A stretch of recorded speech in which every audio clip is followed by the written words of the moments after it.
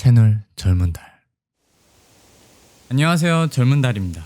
오늘은 영화 콰이어트 플레이스의 각본 연출 및 주연을 하신 크라진스키의 인터뷰를 통해 영화의 기획과 제작이 어떻게 이루어졌는지 알아보는 시간을 준비해봤습니다. 영화 탐구 시리즈 제1편 콰이어트 플레이스, 지금 바로 보시죠.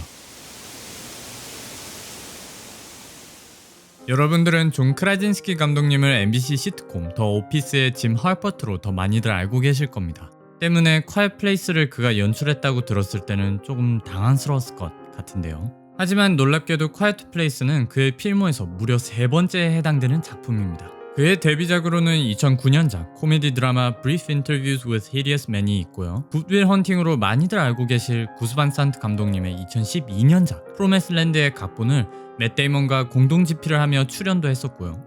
이후 또다시 코미디 드라마로 2016년작 더 헐러즈를 연출한 전적이 있었습니다. 이렇게 시트콤 출신 배우가 코미디 영화로 데뷔해서 성공적인 장르 영화를 찍는다, 누군가를 막 떠오르게 하는데요. 참고로 에즈 오브 투머로우와 메리 포핀스, 그리고 시카리오로 유명한 에밀리 블런트와는 부부관계로 두 분이서 아주 행복한 가정을 꾸리고 있습니다. Who's your first celebrity crush? Montisha John Luke. Probably was Alyssa Milano. What?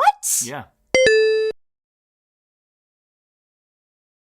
Platinum Dunes were producers on Jack Ryan, and we were just about to go into pre-production in the first season of Jack Ryan, and they called and said, would you ever act in this genre movie? And I immediately said, no way. I never have liked genre. I've never connected to it. And they said, well, it's not quite like a slasher movie or anything like that. You should think about it because the idea is really good. And I said, what's the idea? And they said, it's about a movie, it's about a family that can't talk and you have to figure out why. And I said, damn it, that's a good one-liner. So I read it, and I will say, as soon as I put the script down, I saw what I wanted to do with it. Because the first spec script, the idea was there and it was perfect, but it was much more of a horror genre film. And I thought at that time we had just had our second daughter and she was 3 weeks old. And as I was reading it, I thought, oh my God, I can make this the greatest metaphor for parenthood that I've ever experienced. And so I thought, I'll just make a family drama and Trojan horse it as a genre film. I was writing a love letter to my kids, and I knew it.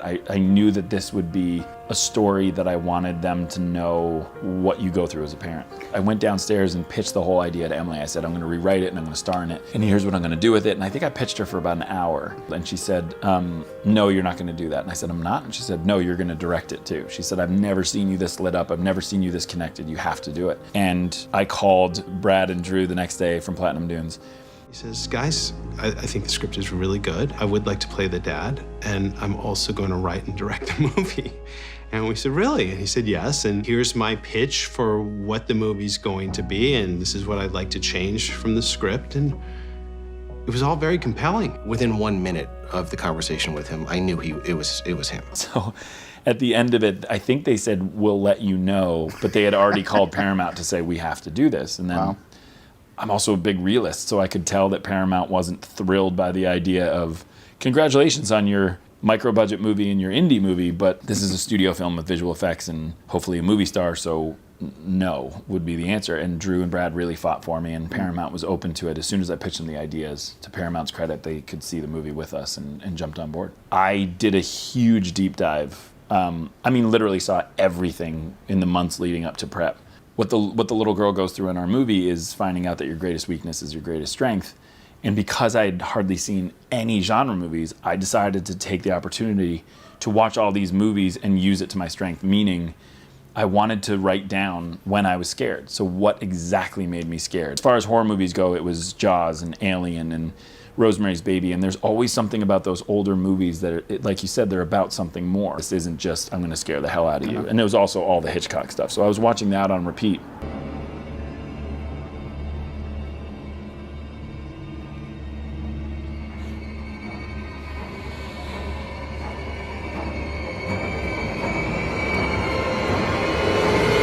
Silence was so important to me in this huge character of sound. So I started watching more modern filmmakers and how they're dealing with sound. And so actually the two visual touchstones for me were There Will Be Blood. So that opening 12 minutes or whatever that Paul does so masterfully.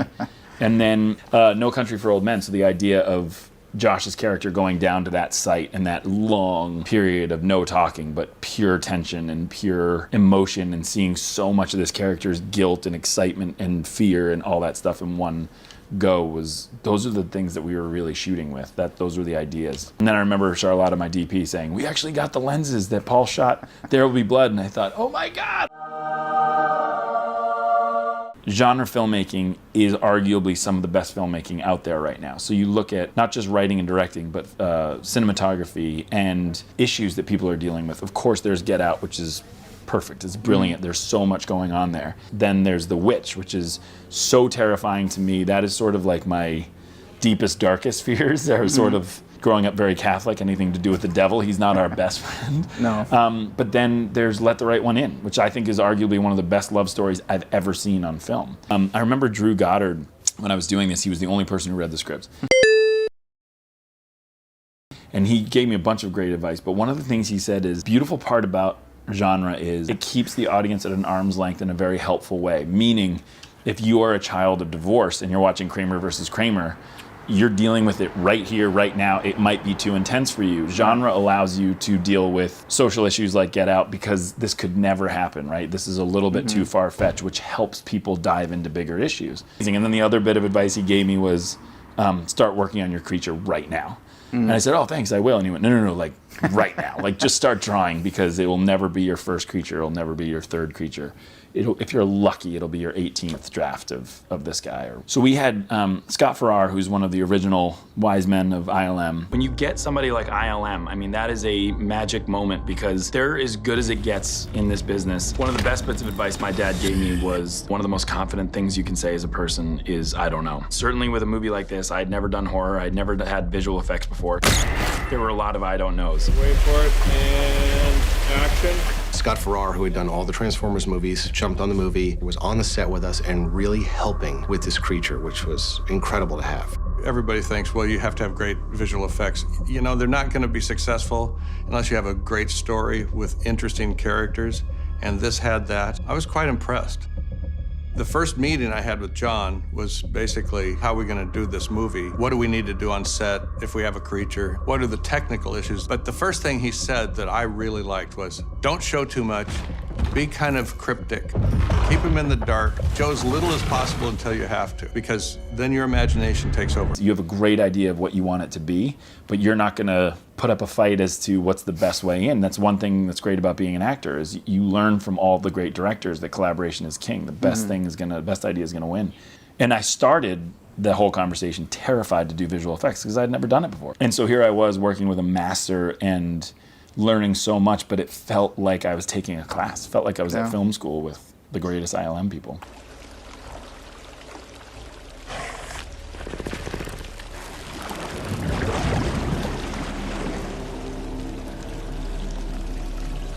Again, one of the other pluses for me of being an actor, and the vital importance of allowing an organic experience to happen. So being in the scenes for me is about, I get to stay in the moment with them, whisper a little something to them, tell them that was great, we're going to do it again. You can keep the camera rolling, but you can also keep the set very quiet and very intimate.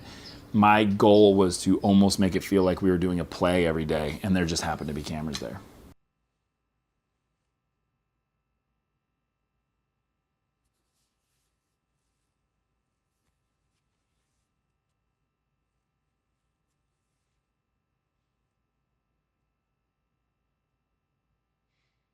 I didn't ask her. And I didn't ask her partly because I was afraid she'd say no, and that would be a very awkward dinner conversation.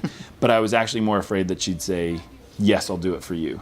Because I've been sitting next to her, whether it's in bed or on a couch, when she makes the decisions that she makes. You can see her visually lock in. Salmon fishing in the Yemen, I'm gonna do this. That pushed 8 months, I'm still doing it. Mary Poppins, overwhelmed at the idea of it, and then one day I saw her go, I know how to do it, and she drops in. And so I didn't want the first bad choice of her life to be like, well, I didn't love that movie, but I did it for you. I couldn't handle that, so I didn't ask her. And so one day we were flying to LA. I was actually flying to Paramount to pitch them, and she said, can I read it? And I said, yeah. She looked gray after she finished, and she just said, you can't let anyone else do this movie. And it was almost like we were in a romantic comedy. It was like she was proposing to me. I was like, what are you saying? And she's like, you have to let me do this. this role, will you? And I screamed yes. I wasn't directing an actress. I was having a conversation with my wife. That epic scene in the bathtub, she won't say it because she's too polite. It was one take. And the reason why it was one take is because we had talked about it, she had harnessed it, she knew exactly what she wanted to do. Very few people can sort of gather all those weird things, which is like baby, terror, alien coming up the stairs, all this stuff all into one moment. And we did one take of that big burst where she screams out, but on dailies you can hear me say, that's lunch, because the air in the room changed and every crew member couldn't breathe. And I remember one crew member saying, I don't think I was supposed to see that.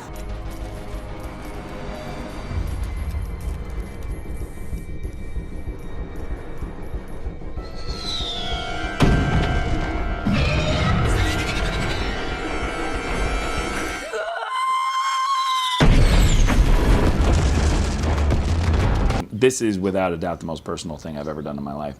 And I brought the most I've ever brought anything to it. So it would be weird to now go do a movie just to act and direct. I have to connect to it. It has to be a story that I can't live without telling.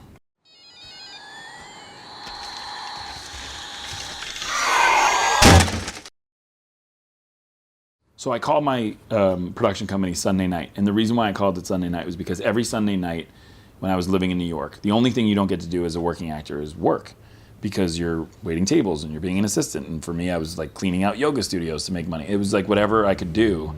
And so I would meet with my friends who were writers, directors, actors on Sunday night. And it was the only time we talked about books, movies, music, all the stuff we loved.